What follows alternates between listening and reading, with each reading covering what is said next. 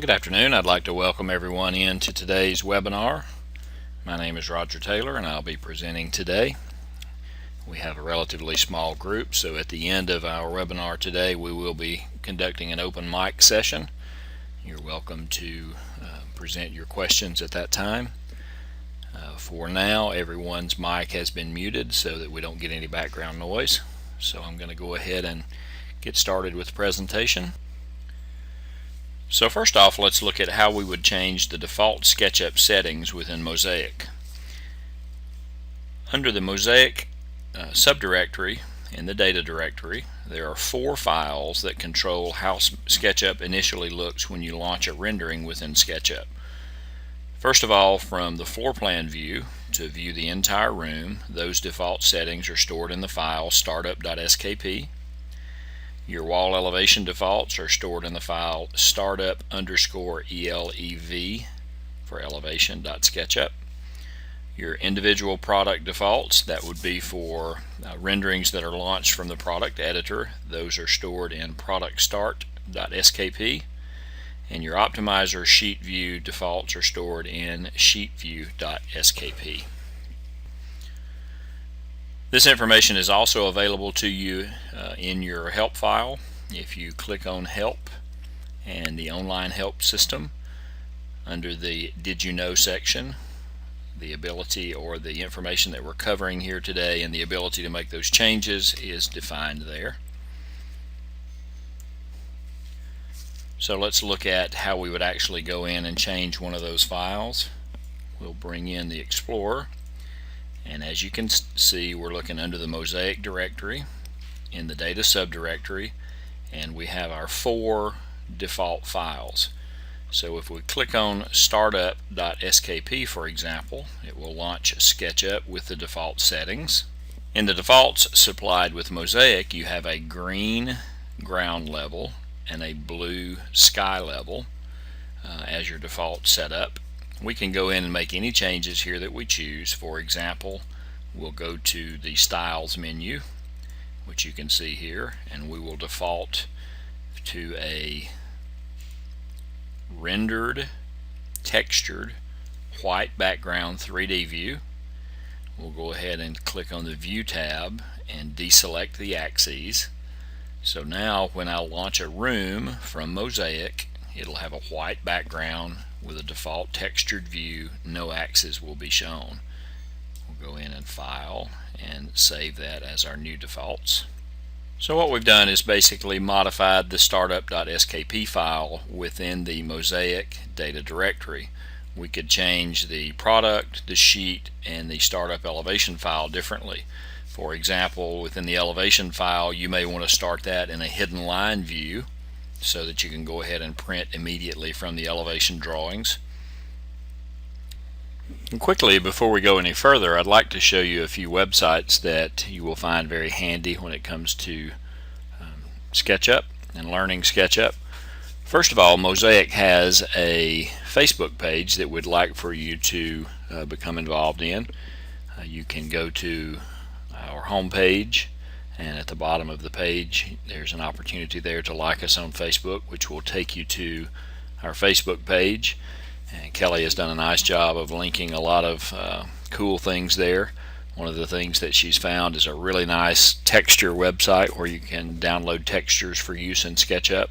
You'll find that link on the Facebook page, along with some other samples of renderings and projects and different things that we are doing for clients and also prospective buyers. This is one place where customers and prospects can interact together. So hopefully you'll have an opportunity to visit us there. You can see some of the renderings that we've done and posted recently. Also, as far as learning SketchUp goes, there's many different ways to do the same thing within SketchUp. Some ways are better than others. We don't profess to be the SketchUp experts, although we have learned some tips that we're going to pass along to you today for your own benefit to really learn SketchUp. If you simply go to YouTube or go to Google and do a search for SketchUp YouTube channel, it will bring up the official SketchUp training video site. They've got a lot of really good videos here. This is probably the best place to learn SketchUp. The things we're going to try to teach you today are some of the cool icons and such to use directly with Mozaik, but it's by no means the entire bound of what SketchUp can do for you. And one last website while we're here in Chrome is the Aerial Vision website. We did a lot of research while we were finishing up the development of Mozaik on rendering software. Obviously, we chose not to write a photographic quality rendering package within Mozaik or to go out and purchase an engine to do that. That's just an old school way of doing business. In Mozaik, we've kind of chosen to link up to the other tools that are in the marketplace for your use. Rendering engines for SketchUp range from $100 to thousands of dollars. Aerial Vision is one that we found to be very simple to use, accomplishes the things that we need to accomplish for rendering cabinets, and it's very reasonable. It's actually produced by a company by the name of iRender, which is one of the bigger names in the industry, and this little product they sell for a one-time fee of $175. So we'll go into into Aerial Vision a bit more as we get through the training here today. Now let's take a look at some of the commonly used icons and toolbars within SketchUp, things that we found to be helpful. If we look at SketchUp here, click on View and Toolbars, you can see there's lots of options. The ones that I have found to be easy to work with and of benefit for Mozaik is your Getting Started toolbar, along with construction, styles, layers, measurements, sections, shadows.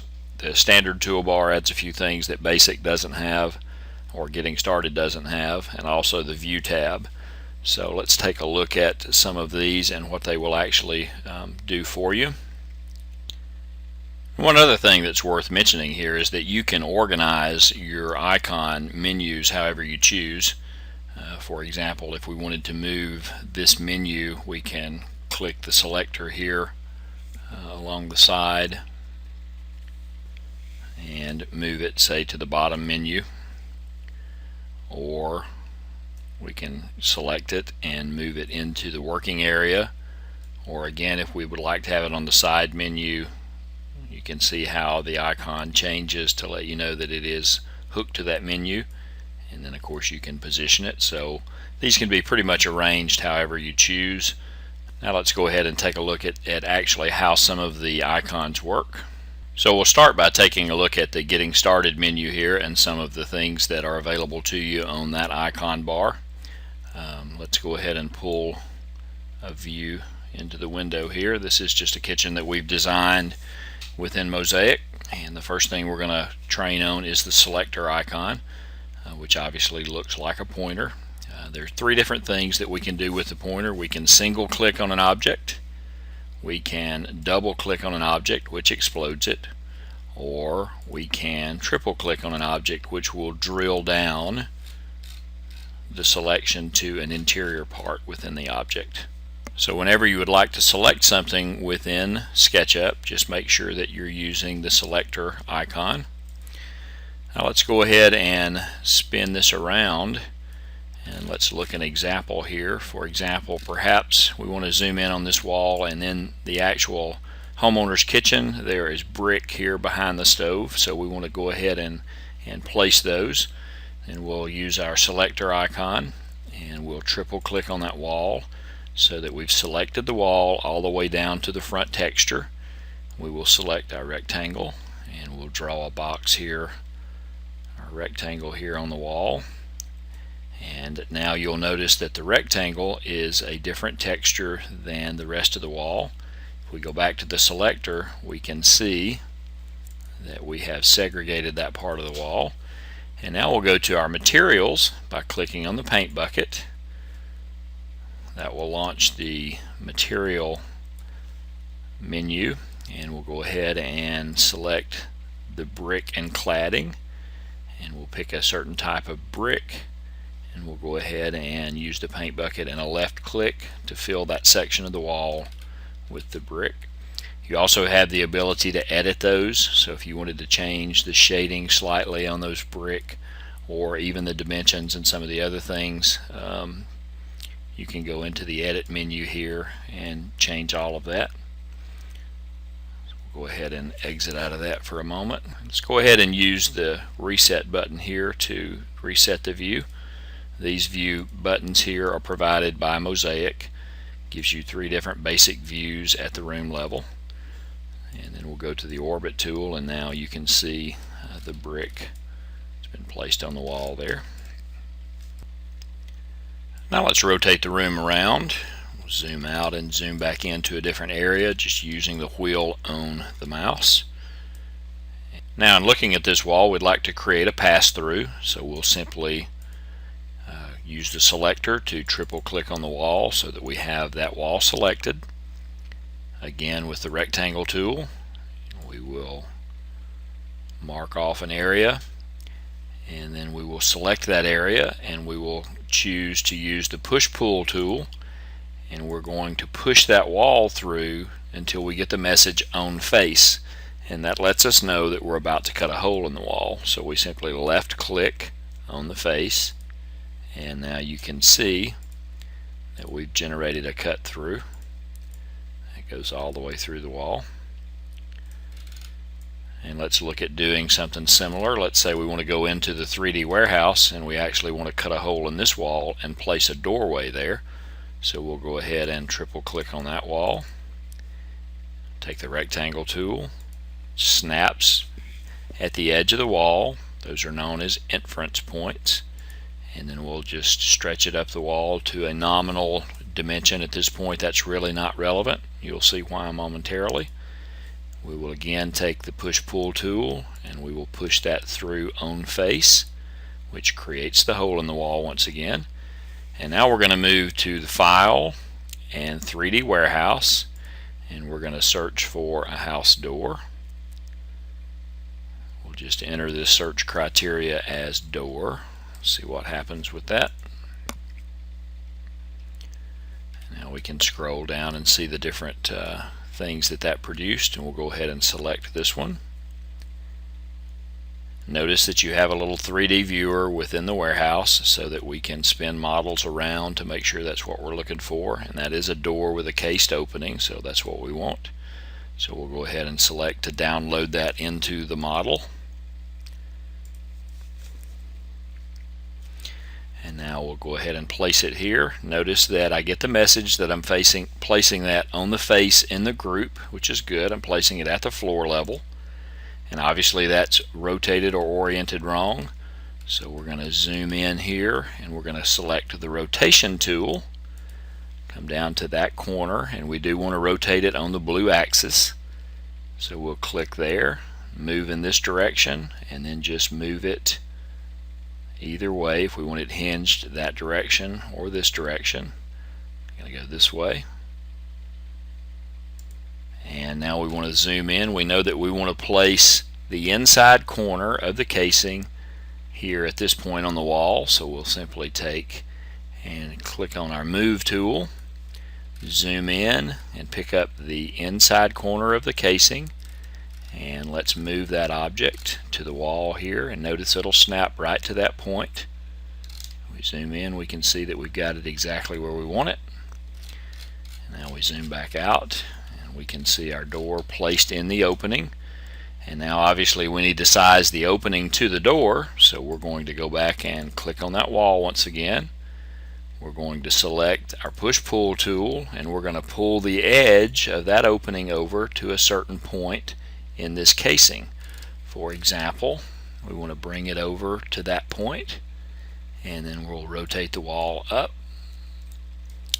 Let's reset that view actually, and zoom back around.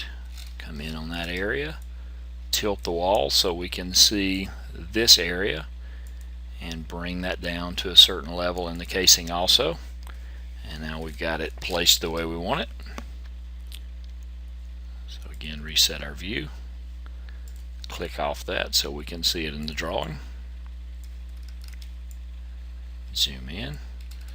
You can also change other surfaces like the floor, for example. If you wanted to see thickness in the floor, then we could simply triple click on the floor, use the push-pull tool, and change the thickness of the floor. Perhaps we wanted to change that precisely 1/4 of an inch.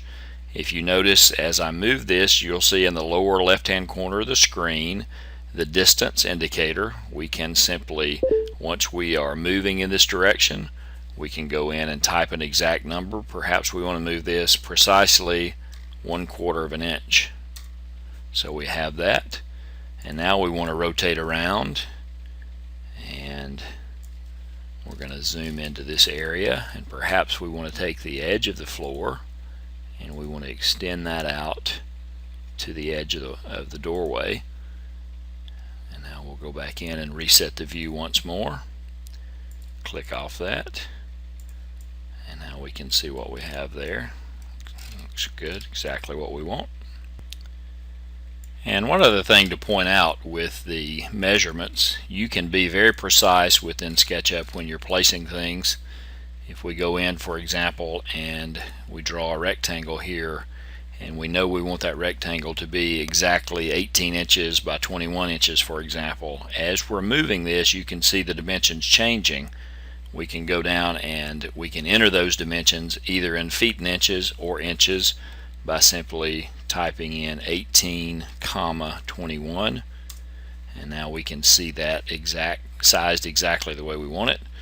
We can click on the measure tool and we can see that currently being displayed in feet and inches. We can change that by going to the window, model info, and you can see how that's currently set. The units are currently set to architectural.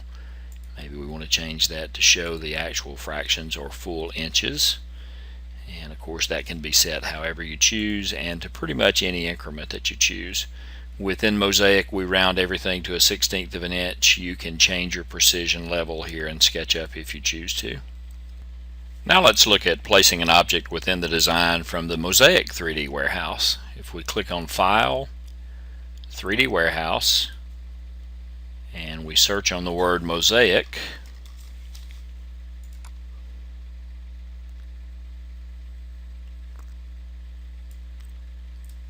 and we can come down and we can see the items that have actually been created and stored in the Mozaik 3D Warehouse. If we click on the word Mozaik here, you can see we don't currently have a lot of things in there. We do plan to expand this. Kelly has done a great job of creating some of the stackable hood components so that you can generate like the mantle of a hood, and you can add to that a curved topper or an angle front topper and so forth. So we're in the process of building up some of these components. You'll see this expand over time. What's really nice about creating our own objects for the 3D Warehouse, we know they are oriented and placed properly so they will come into Mozaik very easily. If we click here on the coreable, for example, we can download that and it comes in already oriented. We'll place it here so it's surface along that wall, and then I'm going to zoom in, and I know I want to use the move tool. I'm going to grab this inside corner here, and I want that to snap with the face frame there, and now you can see the coreable has popped itself in place. And we want to go ahead and have the finish of that coreable be the same as the cabinet, so we'll click on our materials again, and at this point in time we're going to click on the select option, and we're going to use the dropper. So we're going to actually pick the material to match the end of the cabinet by left clicking with the dropper, and then we will left click with the paint bucket on the coreable, and it automatically puts the finish to match the end of the cabinet. Now if we wanted to copy that and place another one here, we can simply click on it and use the edit copy feature, or we could do Control C, and to paste we can use edit paste or Control V. We'll do the same thing. We'll place another one here, and now we'll take the move tool again. We know we want to take the inside corner of that object and place it on the face frame there. So very quickly we have popped a couple of nice corbels in place, and we can see those. Another nice tool that's available to you within SketchUp is a scaling tool. Sometimes when you bring items in from the 3D warehouse, they will be scaled poorly or placed poorly when you bring them in, so you can rescale them. An example here is perhaps I want to scale that range up, so let's go ahead and click on the range, and then we'll simply go to Tools and Scale. And we know we want to grow it in height, so we'll click here and we'll stretch it up to a certain height. Now let's say that we want to take the refrigerator in this design, and the generic refrigerator that come out of the Mozaik catalog is not sufficient to sell this job. We want to replace that with a real refrigerator from the 3D warehouse. So we'll simply click on it and press the delete key on the keyboard to delete it, and we'll go here to File and 3D warehouse, and we'll get another model, and we'll search for refrigerator. Scroll down and we find the KitchenAid French door model that we're looking for. Go ahead and download that into our model, and again it comes in. We want to snap it to the floor so it's on the face of the floor group. We can see that. We're going to go in and rotate that again in the blue axis, so we'll have it snap here at the back in the blue axis. Zoom out a bit and go ahead and move that around the direction we want it, and then let's select the move item or object. We're going to zoom in here, take the back corner, and notice it will snap to the back corner of the wall. Once we have it snapped there, we can zoom out, and now we can see the refrigerator. It's been placed there. One other neat thing we can do with the rotate tool is we can open the doors within a cabinet. Let's say, for example, we'd like to show this door in an open position. We can go ahead and zoom in here on this door, and we will triple click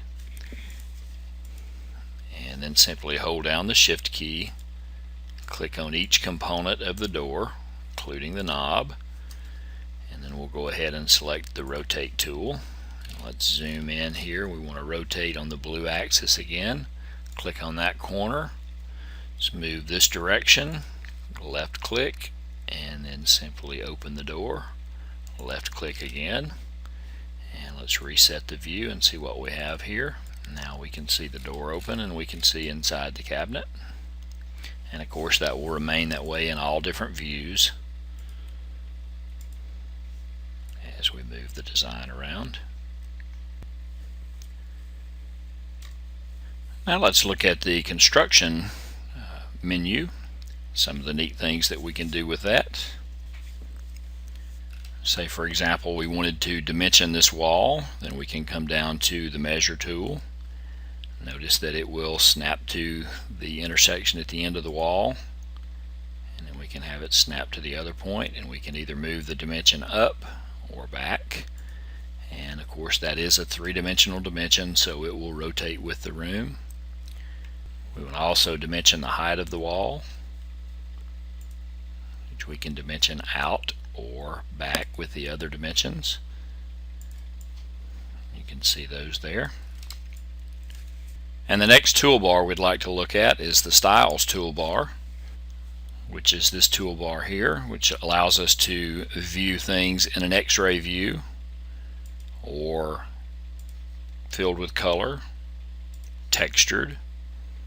You can also combine these, so we have an X-ray textured view, which allows you to see inside the cabinets, a textured filled view, a textured hidden line view. You can also look at using the back edges view as opposed to the textured view, so that allows you to see what's inside the cabinet, but it does it with dotted lines as opposed to the full part, as you can see there. And again, these can be used in conjunction with the rendered view, the filled with color view, or the monochrome view. And of course SketchUp also has styles that are built in. If we click on the window option and click styles, you have preset styles that you can choose from as well. So we could go immediately to a hidden line view, which gives us a white background and a hidden line drawing. We could combine that with the X-ray view. So now we're printing a hidden line or a white view printable in X-ray view. You can also go into some other neat preset views within SketchUp. For example, the Sketchy Edge view allows you to quickly change to some hand type rendered views, and these can all be obviously printed or saved to JPEG format to send to your customers. So those are some really neat styles that are built in just to the free version of SketchUp. Now let's move very quickly and take a look at layering. As you know, you can turn layers on and off within SketchUp, and the layers are different between the cabinet view and the room view. So for example, if we would like to, in this particular drawing, we want to turn the countertops off to look inside the cabinets, then we can simply select our layers. We can see the different layers here, and perhaps we would like to eliminate the countertops, so we'll simply come down and remove the tops, or perhaps we want to remove the walls. And this is very useful because at times you may want to work on the back side of an object that you've imported from the 3D warehouse or something, and you've already got it placed against the wall and it's kind of hard to get to it. You can just simply turn the walls off, move around. Perhaps this is what we're talking about here. We want to come in and do something with this range. It was difficult to get to with the walls in place, so we simply turn the walls off, did what we needed to do, and then we can flip the walls back on, countertops back on, and move back around to a new view. And of course we've made our change. And the layers are different between the room view and the cabinet view, so I'll quickly pull in a cabinet view here. Now in looking at the cabinet view, obviously we have different things to contend with. So if we look at the layers at the cabinet view, we have the ability to turn off things like the back of the cabinet so we can see inside, or we can turn off the doors so we can see inside from the front, and so forth. And one other thing worth mentioning as we discuss the layers is you also have what is known as the outliner. And if we click on the outliner, you will see that basically outlines every single thing that's been placed in this job. Sometimes it's rather difficult to get a hold of things within SketchUp if you've placed a lot of things very close together, or you're trying to hide a part and you want to bring it back or whatever. So it's very simple to open up the outliner, and then when you click on a cabinet, we can now see that that's the cabinet we're dealing with. And here's all the parts to that cabinet. So if, for example, I wanted to take the top of that one cabinet and hide it for some reason, customer wants to see a Susan or something that you've got placed inside the cabinet, then we can hide the top. And then when we're ready to see the top once again, we click back on the top in the tree and then unhide it, and it comes back. So a very cool tool to know about and to use is your outliner from the Windows menu. Now let's look at creating cross sections, which can be generated at the 3D view, at the room level, the wall level, or the cabinet level. And that's this icon menu here. So let's quickly bring in the room again. And now if we want to create a section view of this room, we can zoom out here a bit. And now we will select our section pane here. And notice the direction that you orient the pane is the direction that you're going to be creating the cross section. So if we want to do a section from top down, we have it orient that direction, place it, then we can click on it and click on move, and we can change the location of that pane. You can see it cutting through the objects within the room. We can then hide that if we choose to. Perhaps we want to add a section plane from the end, and we're going to move that through in this direction. And you also have the ability to create section planes at the wall elevation view or at the cabinet level. So let's quickly, so here's the view of an individual cabinet. Perhaps we'd like to create a cross section of that cabinet. Again, we select the section view, the end, move, select the section itself, and we can move it. You can also choose to move the cabinet through the section pane, but for me it just appears more logical to move the section pane itself. And once you've created this section, you can turn the section pane off. We can spin that around to a certain view, and of course your dimension tool works. And finally, we have the ability to also section at the elevation view. So we'll go ahead and pull in a wall elevation. So in looking at the elevation, we can come in and create a section view here as well. So we want to do a top-down elevation. Simply move that to get a top-down view of those cabinets, whatever plane that we're looking for. Or perhaps we want to do a face-on section view and move that straight through the faces of the cabinet. So lots of different ways to get the views that you're looking for there. And the next toolbars we want to take a look at are the Shadows toolbar as well as the Views toolbar. You can see the Shadows toolbar here. We can simply click the Shadows icon and we can see it reflecting shadows there. And you have your slider, which changes the location of the shadows based on the month or the time of day, which obviously is the position of the sun, so it's casting shadows based on the sunlight. And you also have built-in views that are made available to you from Mozaik. We have default tabs that you'll see in each of the different views that we generate within SketchUp. We have the 3D view, we have the floor plan view, we have the bird's eye view, and then SketchUp also offers a number of preset views. You have their isometric view, down view, which is virtually the same as our bird's eye view. You have the face-on view, back view, and side views. So between the SketchUp default views and the Mozaik default views, and then obviously your orbit tool and your pan tool and your zoom tool, you can pretty much get any view that you're looking for there in SketchUp. Now let's look at how to save your files, both your SketchUp model files as well as JPEG or bitmap rendered files, and also take a quick look at how to print things. So once we've created our model within SketchUp and we want to save it, we can simply go to File and Save. That's going to save your model into your job, and it will remain interactive with Mozaik. So the next time you enter this job from Mozaik, Mozaik will prompt you, and I'm sure you've seen the prompt, to either view the existing model, which is the one we're seeing here, merge any changes with this model that you've created in Mozaik since the last time you were in SketchUp. Perhaps you've resectioned a cabinet or whatever. Or you have the ability to overwrite this model with a totally new model from Mozaik, which will eliminate all of the SketchUp things that you've done. For example, if we chose that option, we would lose the new refrigerator, the brick wall, the corables, and all the cool things that we did here in SketchUp itself. So once you have created a model and you're satisfied with that model, you can actually save it separately from Mozaik by going to File and Save As, and then we generate a new name for this. We'll call this Webinar Room 3 and save it.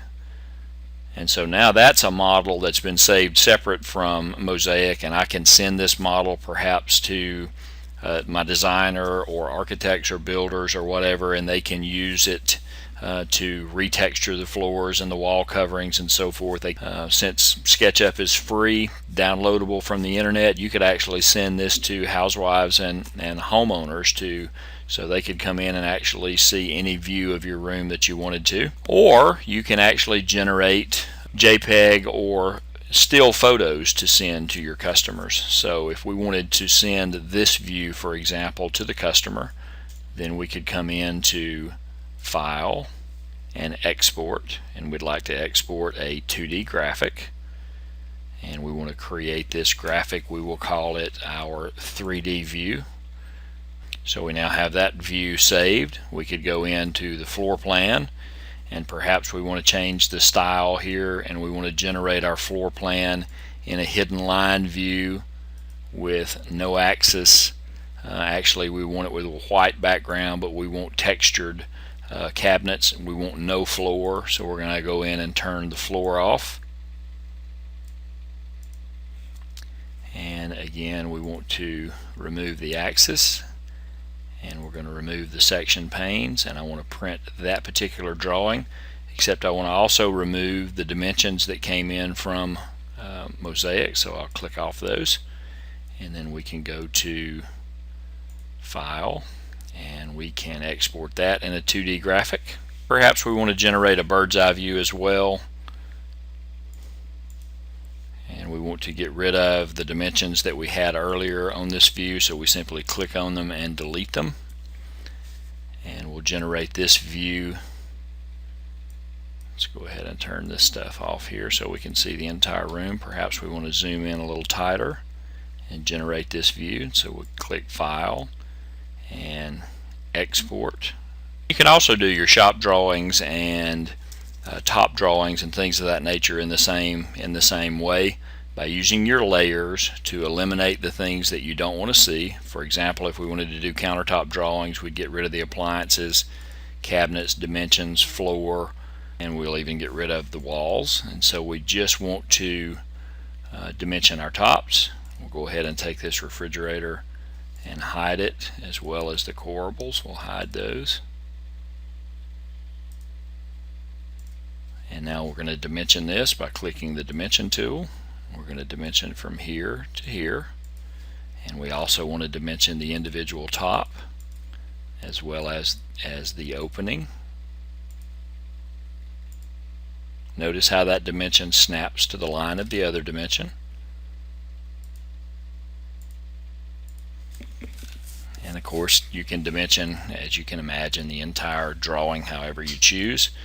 Once you have that the way you want it, then it's very easy to go in and select a style, perhaps the hidden line style or the white background with colored tops. Turn the axis off, turn our section panes off, and we're ready to print that. So we can export that as a 2D graphic as well. Printing within SketchUp is very simple. We simply click File, and we can do a print preview. Select the device that we want to preview, click OK, and we get our print preview there. We can go ahead and print that. So whatever view that you're looking at on screen, that's the view that you're actually going to be printing. So if we zoom in here, so if we zoom in tight here and we want to generate that view, then we can simply go to File and Print Preview and print that. So there's our 3D view. Obviously we could go into the properties. When we go File, Print Preview, we can go to the properties here of this particular printing device, whatever printer you have selected. We can change the orientation and go ahead and preview that, and any other parameters that you have available to you from your printer, and then go ahead and print it. And finally, we'll wrap up today by talking about aerial vision and actually generating photographic quality renderings from within Mozaik. This is the aerial vision menu. One of the reasons that we really like working with aerial vision, the settings are fairly finite. You're dealing with lighting, you're dealing with material texture, and you're rendering. That's pretty much the extent of what you have to do to create a really nice drawing. So if we look at this room, for example, if we want to add under-counter lighting to this particular cabinet, until we see the surface of the bottom, and then we simply select the light.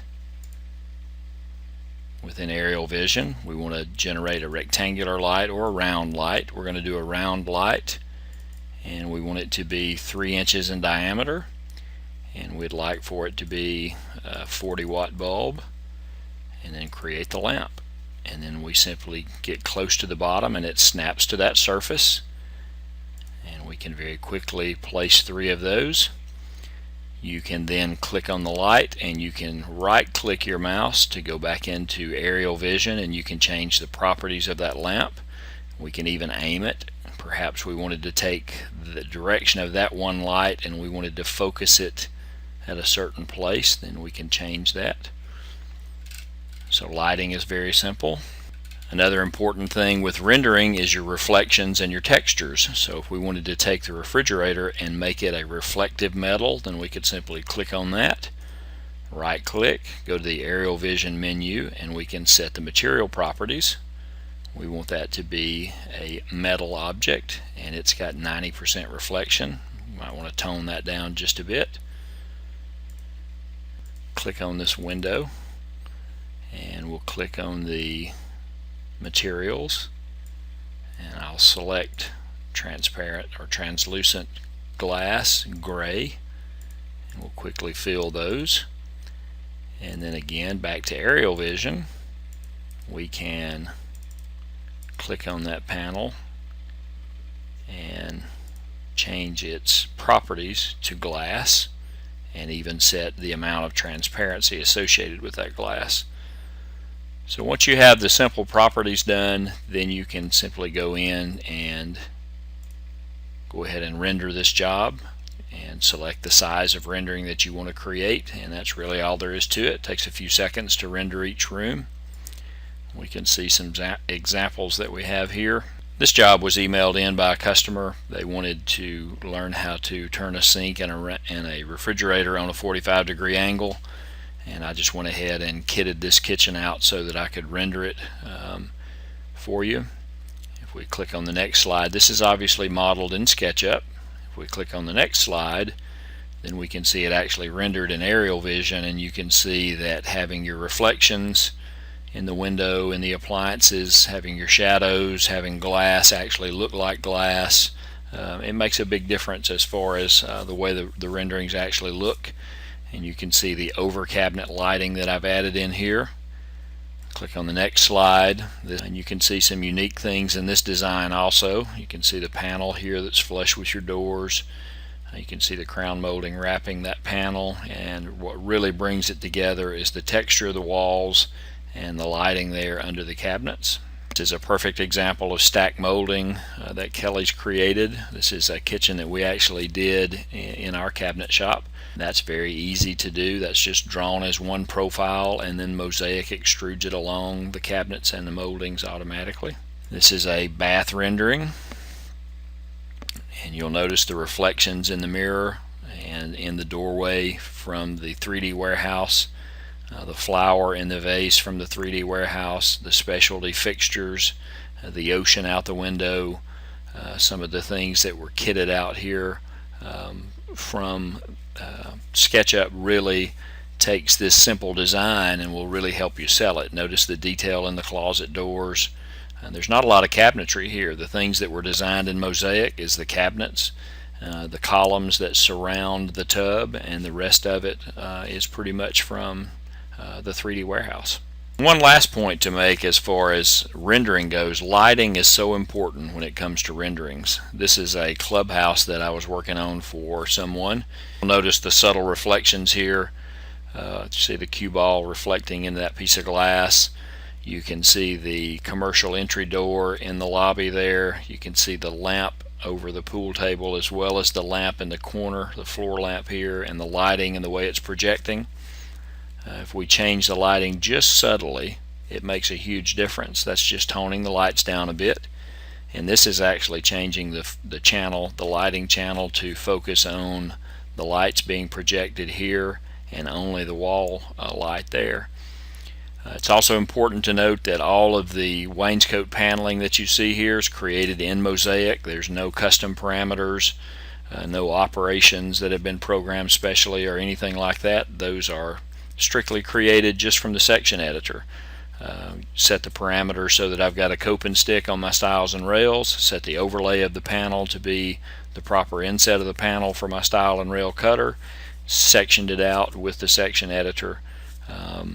Notice that I've got shared stiles here with the panels above the door. The window seat is designed straight out of Mozaik. The die wall here is designed straight out of Mozaik that houses or that holds this cabinet in place.